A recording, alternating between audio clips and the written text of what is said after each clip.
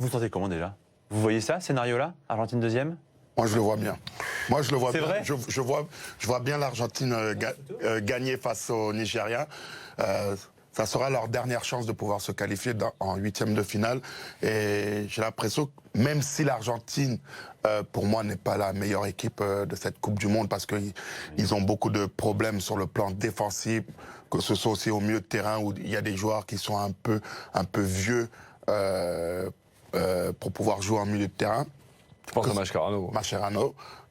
Mais je sens que on va voir un Messi qui va se réveiller et qui va qualifier son équipe pour les huitièmes de finale. Toi, tu penses que une qualification douloureuse peut permettre à cette Argentine-là, sur un miracle, de se relancer complètement dans le mondial? Bah, vu les matchs précédents, oui.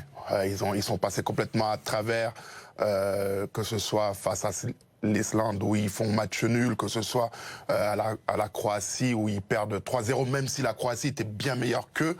Mais on n'a pas vu une belle équipe argentine. Et là, je pense que c'est leur dernière chance et je pense qu'ils vont la saisir. Moi, je les ai déjà vus sortir au premier... Enfin, on les a tous déjà vus sortir au premier tour. C'était en 2002, dans une poule avec l'Angleterre, la Suède et, je crois, le Nigeria. Moi, je peux aussi souscrire à la réaction d'orgueil des Sud-Américains, certes. Mais on constate tous, William l'a dit, Il y a un problème de fond quand même. Problème de fond. T'as deux problèmes. T'as un problème de fond, l'équipe est moyenne, voilà, elle montre pas grand-chose. Et le second problème, c'est que Messi, il est à côté de ses pompes. Alors, on l'évoquait ensemble, c'est vrai qu'il y a un problème personnel. Et il a forcément une incidence sur le rendement de Lionel Messi. Il ne sera pas réglé pour le match contre le Nigeria, c'est certain. Il faut arriver à peut-être à mettre ça de côté, mais c'est très compliqué parce que là, la pression sur les Argentins, elle est énorme, énorme. Sur l'entraîneur aussi, parce que on a l'impression qu'il ne sait pas quel joueur il va mettre. Sampaoli, il est perdu. Hein. Il est perdu, il est complètement perdu. Il était complètement perdu face à la Croatie.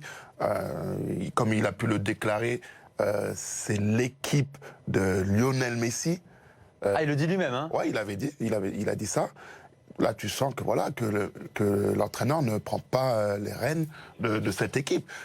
Et s'il ne fait pas les bons choix, parce que là, ça va poser problème pour savoir qui va jouer face aux Nigériens, si tu dois mettre Dybala, si tu dois mettre Agüero, si tu dois mettre Di Maria, là, ça va être un vrai casse-tête chinois pour lui. Alors, Pardon, ouais, non, et puis c'est pas un entraîneur, moi je l'ai connu pendant 6 mois au FC Séville, c'est pas un entraîneur qui communique de la confiance. Il communique du stress.